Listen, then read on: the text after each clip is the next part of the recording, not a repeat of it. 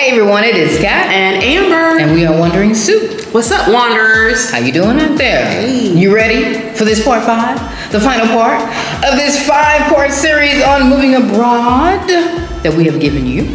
We ready for the final part. Yes. It's been a long, hard 5 weeks, y'all. We are here. Yes. We have talked about why you should move abroad, where you should move abroad, money, visas, passports, packing, what type of packer you are. And now we are here. You made it. You are here. That's why we are here. Yes. So we're going to take you to the final stages or the final step of moving abroad, because that's what we're here for. You ready? Let's do it. Let's do it.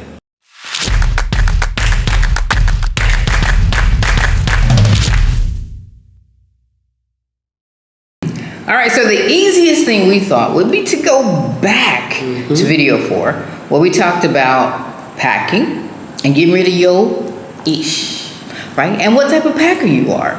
So what type of packer you are is gonna determine how you address or how, I guess your final steps once you actually get here. Right. How you settling in? Good choice of words. How you are going to settle in. So first thing is if you are light and loaded, which if you remember, basically means you came with suitcases, right? Everything else you got rid of. So you are moving into short-term housing, because that's what we said you should do. Do not, and I repeat, do not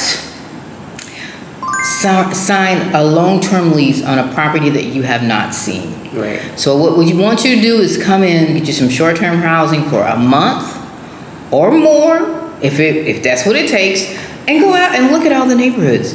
Investigate. Search the city. Put your feet on the ground to find the perfect neighborhood for you, which will lead you to the perfect long-term housing for you. That's what we want you to do.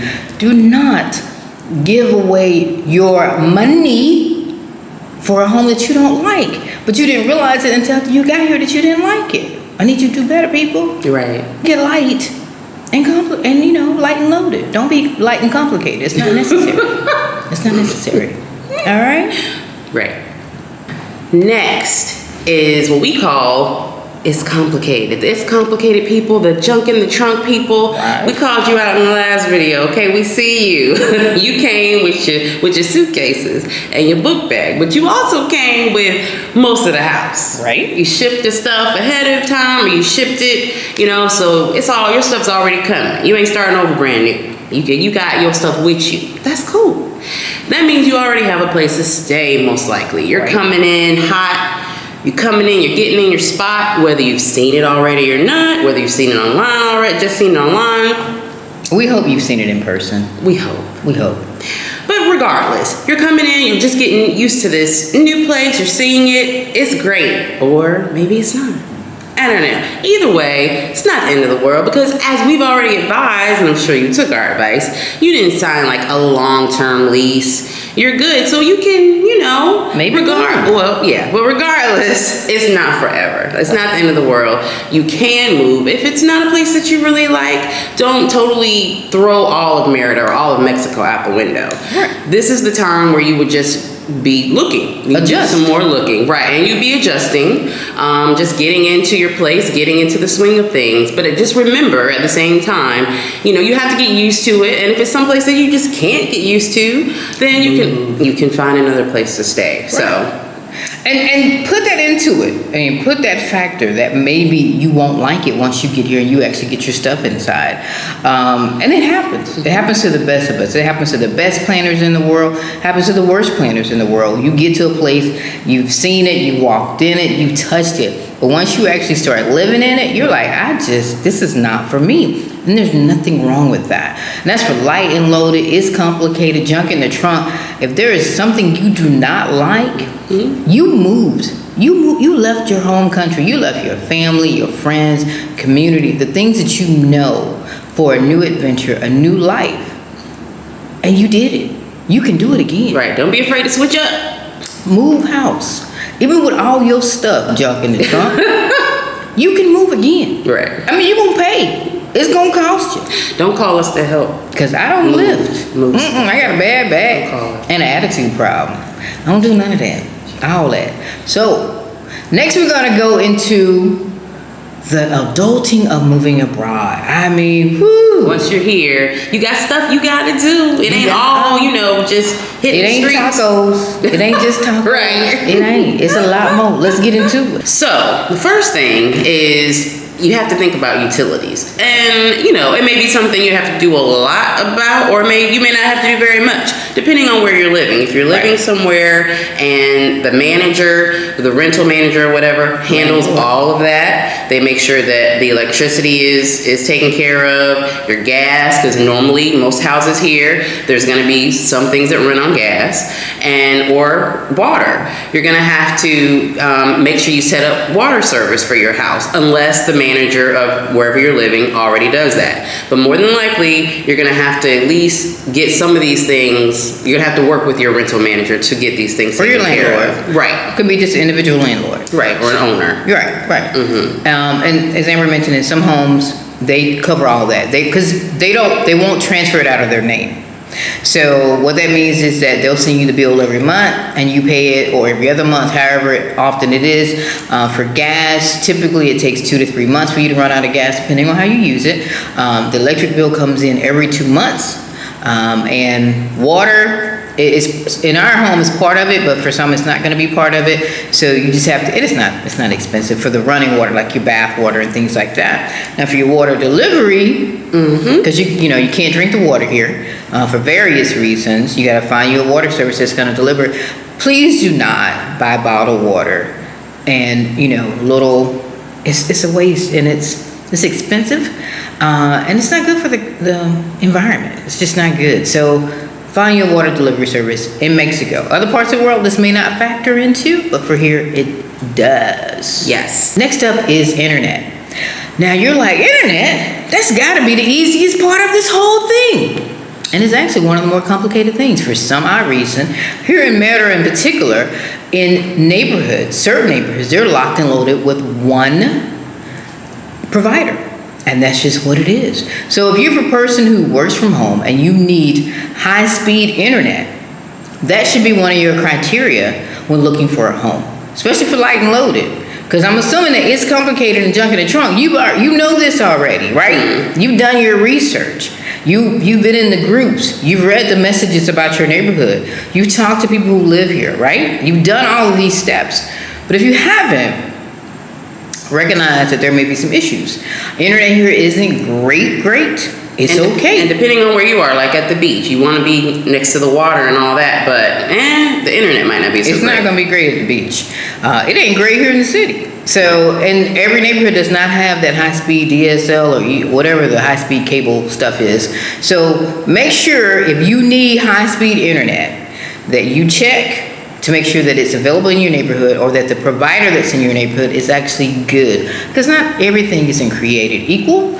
And if you're thinking about internet, also think about your VPN. So what you need to do is to get one. If you're working abroad and you have to log into anything securely, even for your regular banking, you need to log into a VPN, right?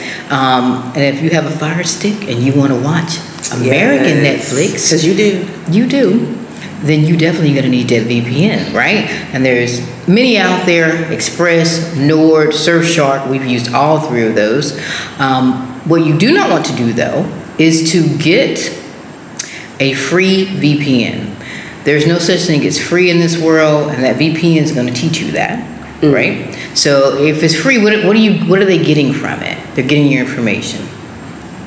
You'll also use the VPN on your cell phone. And the cell phone, of course, if you've been to another country, you know that depending on your service, you may or may not be able to use your phone with that service in the other country. So you're going to have to think about a SIM card pretty much once you hit the door if your service is not working here in Mexico. And there's all different kinds of telephone services here that are inexpensive. So it's not a hard thing. It's just something that you are going to have to do. And we're actually going to have a video on SIM cards and different services for phones, so make sure you check that out. Right. But yeah, you're going to need that. That's one of the first things you're going to have to do work, just to get around the city. Make sure you have all of your apps on your phone. You're going to need all of your food delivery apps. your ride sharing apps, which is here would be Uber or Diddy, so InDriver, and then including the VPN. The VPN is what's going to help you be able to access things like Netflix also on your phone, and things like Cash App, other apps that you usually would use in the United States. You want to be able to keep using those once you get here in Mexico. Right. As Amber mentioned, the Uber, if you need a ride from the airport to your home, right? You're going to need service maybe. Not here because Uber isn't allowed at the airport, but for other cities in the world, you may need it. InDriver, for those who are moving here and you have more than 3 people in your household, with the COVID, everything going on, you will need to use that service because the other ones will not allow more than 3 people in the car. Some even say 2, depending on how things go. So keep that in mind. But there are a plethora of apps in your area that you need to download. We've done a video on apps many moons ago. We're going to update that just for Mexico. And just because it changes wherever you're going to go, and it may even change by city. So we may say InDriver, but there may not be an InDriver where you're going. Corner shop may not be where you're at. It may be, but these are the different things that you need to think about. Just go in the groups, the Facebook groups, the websites that talk about moving to Mexico, and figure out what apps people are using, because you're going to need them. Eventually, you're going to need all the apps that we've talked about. In some capacity, you will need those apps. Yes. Something else you're going to need. Think about, before you get here, think about, am I bringing the clothes, the things that I actually need to survive in this environment? We all know it's hot in Mexico. We all know that. But do you know that there are some cities and areas in Mexico that can get pretty chilly? Pretty cold. Depending on where you're from, it may or may not be cold to you. But chilly is chilly. So just know wherever you're going, and make sure you're bringing the appropriate clothing for that. Right. That's it. Don't waste your money on a coat for Merida. Right. Sell it. Get rid of it. Give it away. Bring a light jacket. But it rarely gets below 65, 70 here. Now, if you're going to Mexico City, where it gets in the 30s at night, that coat that you were thinking about throwing away, oh no, bring that coat. It's going to be used in Mexico City. In Merida, it's going to collect moth and other things. I mean, a gecko may live in there because you'll never use it. Plus, the closets here ain't that great anyway. So, don't bring it. Do some research. Right. Make sure. And then you need lightweight, breathable clothes here in Merida as well. Not just the coats and jackets. You need breathable material. I bought a cotton shirt or some kind of shirt when I went home, and I wore it 1 hour here. I thought somebody had wrapped me and put me in the ground. I was that hot because the material did not breathe, And think about it for your kids as well, too, not just you. If you have children, what's going to work for them. You don't want to replace your entire wardrobe here. It can get expensive if you're looking for quality clothing items, right? Mm-hmm. So those are just the things. Now, the last and final thing, and this is important for my people. Look at me when I say this to you, sisters. If you are doing your hair here, if you got this complicated hairstyle, these fancy weaves, I don't know, you get these Brazilians every other week. Yeah, you ain't gonna get that here. It's not gonna happen. You're gonna have to learn how to do your own hair, sis. And I say this from a place of warmth and love. Learn how to do your hair. Figure out what products you're gonna take. Maybe learn how to make a few. I don't know. But be mindful that what you were used to in the States is just not going to be here. Right. I mean, there are some. We're not going to say there are no options, but you have to come already with the idea that you're going to need to take care of it yourself, because there may or may not be as many options. Now, if you're sporting the short hair, no care, then hey, there are barbers, and wherever you are in Mexico, you just need to tap in the groups on Facebook or whatever on social media and ask people where they go to get their haircut, and somebody's going to give you, the tea on where you need to go. You have a little bit more options with that, but and natural hairstyles. There's always someone coming in and hey, I'm visiting and I do hair. Right. Perfect. You'll get them. Maybe. But after that, you on your own. And it's hot here. So you're going to sweat a lot. And so, don't think about that when you're thinking about that hairstyle, Rethink. Right. Perms? I don't know, sis. I don't know if I would get a perm. Might be time for the big chop. It might be. Might be. And this is coming from a place of love, right? And long hair. Who cares? Yeah. And short hair, who don't care? I mean, she care. I'm sorry. Short hair, don't care. She just go to the barbershop. Come dark side. Come to the dark side, y'all. It's good over here.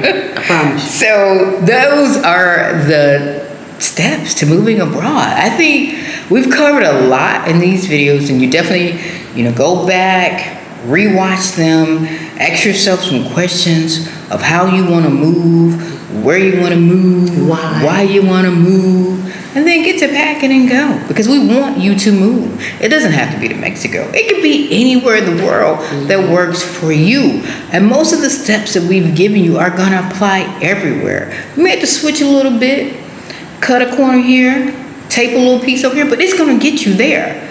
You just got to follow the steps, right? Right. And come join us. We want people to move abroad. We want you to find yourself maybe in another country. Just explore the world. It's a beautiful place out there. Learn a new language. Learn the language when you get here, wherever you are. Right. That'll help you out. That will help you make you feel you're part of the community. And that's what you want to do, right? Once you are settled into your home, you have walked the neighborhoods, you went grocery shopping, you've ordered some food, you played in the parks, you went to an open air concert, you said hello to the locals and they speak to you in your neighborhood, and you feel like you are here, you are part of the community. Rest. You made it.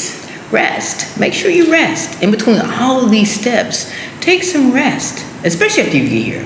When we first got here, I think we slept for like 2 or 3 days. That was because of the flight. But still, we didn't rush into anything. Yeah. We didn't try to see a home. We didn't try cooking. We do nothing. we was figuring out the apps to order food. Yes. I don't even think we left the house for a couple of days. Rest. You have made a momentous decision and you have jumped. You are flying now. But don't forget to take care of yourself. Chill. It's hot. Right. Anyway, so, Perfect time to rest. Right. In Merida, it's a perfect time to rest. It's still hot here. I was saying the other day, it was so cool. No, it's hot. I was wrong. Come on, y'all. It's nice. It's nice. It's still hot, though. Come on. It's still hot. So I guess that's it, right? I hope you've enjoyed this series.